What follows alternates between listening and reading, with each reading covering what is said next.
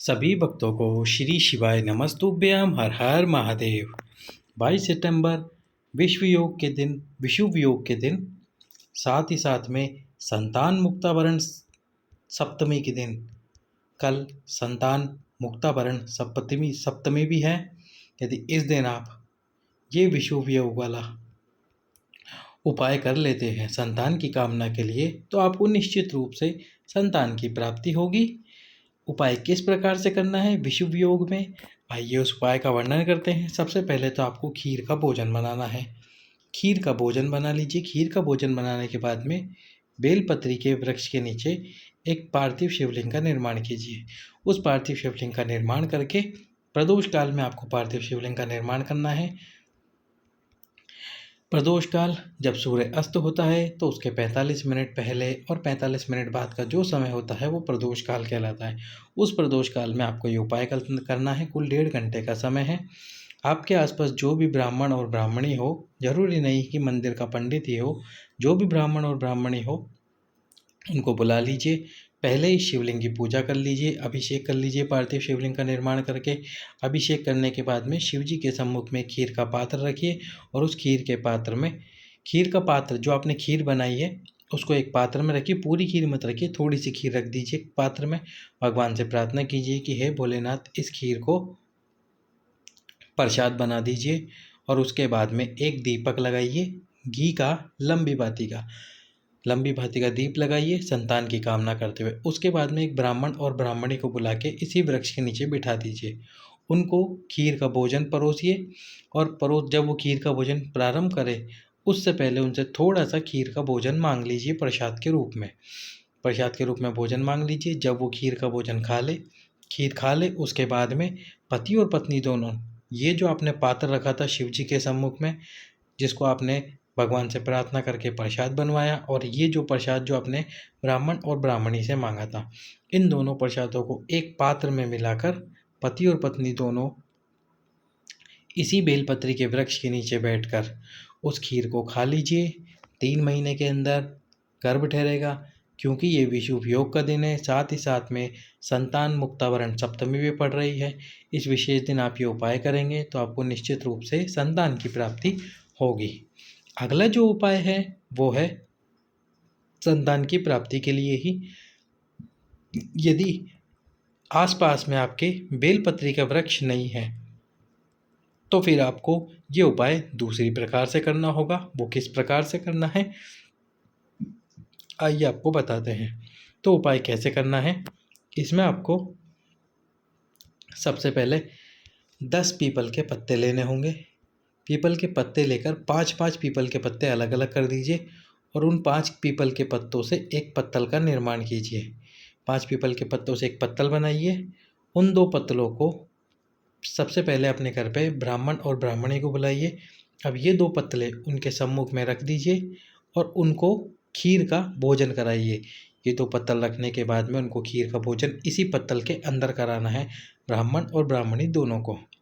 जब आप खीर का भोजन परोसे उन्हें तो कुंदकेश्वर महादेव का नाम लीजिए, कुंदकेश्वर महादेव का स्मरण कीजिए। जब वो खीर का भोजन खा ले तो उससे पहले उन्हें एक बार बता दे कि आपकी झूठी खीर आपको इस पत्तल में छोड़ देनी है। फिर पति और पत्नी दोनों इसी पत्तल के अंदर उनकी झूठी खीर कुंदकेश्वर महादेव का नाम लेकर खा लीजिए। 3 महीने के अंदर अंदर आपका गर्भ ठहरेगा। निश्चित रूप से आपको संतान की प्राप्ति होगी। ये जो उपाय आपको करना है ये भी प्रदोष काल में ही करना है।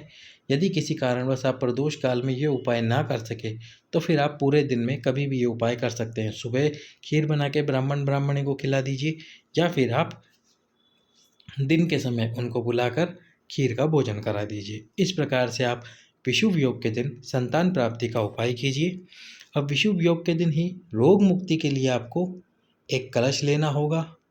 उस कलश में आपको जल भर देना है, साथ में डालना है थोड़ा सा लाल चंदन, 5 अमर बेल के टुकड़े और 5 बेर के पत्ते, जो खाने वाले बेर आते हैं उनके बेर के पत्ते डालने हैं। अब इस कलश के जल को जब आप खीर खाएंगे तब भी आपको कुंदकेश्वर महादेव का नाम लेना है, इस बात का स्मरण रखें। अब ये जो कलश है, इस कलश का जल भगवान शंकर के शिवलिंग के ऊपर समर्पित करना है आपको। सुबह मंदिर में जाइए और कुंदकेश्वर महादेव का नाम लेते हुए जल समर्पित कीजिए। उसके पहले एक पात्र शिवलिंग के नीचे लगा दीजिए ताकि वो जल उस पात्र में आ जाए। ये 5 अमरबेल के टुकड़े भी समर्पित कर दीजिए और बेर के पत्ते भी समर्पित कर दीजिए। थोड़ी देर बाद अब बेर के पत्ते और अमरबेल के टुकड़े उसी पात्र में डाल लीजिए जिस पात्र में जल शिवलिंग से बहकर गिरा है। अब इस पात्र के जल को घर लेकर आइए। 1 लीटर पानी में इस पात्र के जल को डालिए और उसको थोड़ी देर के लिए उबाल लीजिए। उबालने के बाद में जब जल ठंडा हो जाए तो बाथरूम में जाकर सारे वस्त्र उतार कर उस जल को एक बाल्टी में डाल लीजिए, जिससे कि आप जिस बाल्टी के पानी से आप स्नान करना चाहते हैं उस बाल्टी में डाल लीजिए और वो बाल्टी पानी से पूरी भरी हुई हो। फिर एक कलश लेकर 21 बार कुंदकेश्वर महादेव का नाम लेते हुए उस जल को अपने शरीर के ऊपर डालिए। यदि चर्म रोग कहीं ज़्यादा है तो उस स्थान पर ज़्यादा डालिए, नहीं तो एक कलश जल से 21 बार कुंदकेश्वर महादेव का नाम लेते हुए उस जल को अपने शरीर पर डाल लीजिए। शरीर का कैसा भी रोग होगा वह धीरे धीरे समाप्ति की ओर आ जाएगा।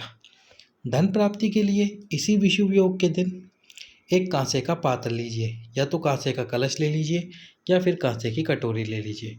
कांसे का पात्र लेकर उसमें गाय का घी डाल दीजिए। अच्छे से उसको पूरे ऊपर तक गाय के घी से भर दीजिए। गाय के घी से भरने के बाद में एक ब्राह्मण के बच्चे को अपने घर पर बुलाकर उसको इस कांसे के पात्र का दान दे दीजिए। दान कर दीजिए इस कांसे के पात्र को कुंदकेश्वर महादेव का नाम लेते हुए।